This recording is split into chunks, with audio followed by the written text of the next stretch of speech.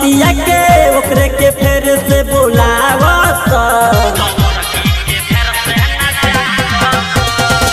पूरा बरतिया के मलफ मतिया के ओकरे के फेर से बुलावत गोरखी के होने हटावसन संवरकी के फेर से नचावसन गोरखी के होने हटावसन संवरकी के फेर से नचावसन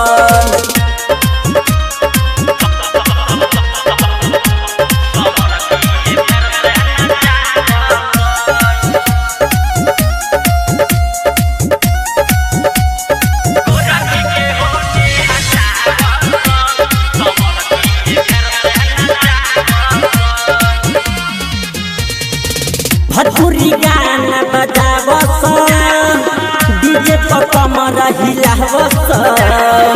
धई के ताजा रे ले समझा रे रत भर एक पजियावस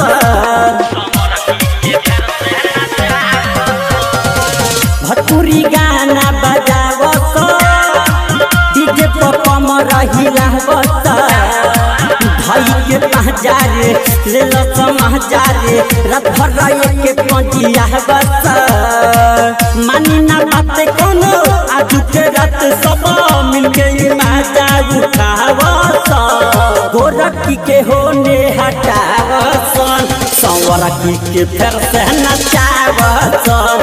गोरखी के होने हटावसन संवरकी के फेर से नचावसन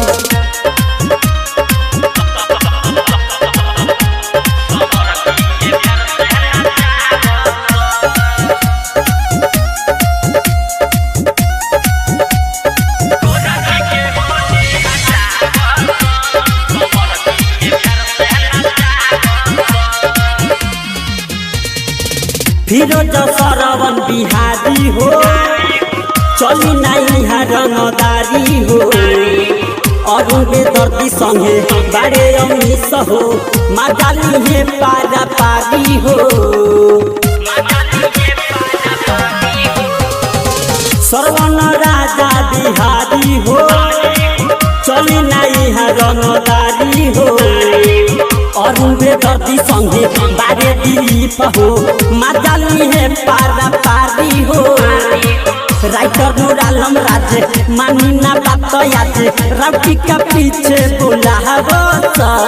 गोरखी के होने हटावसन संवरकी के फेर से नचावसन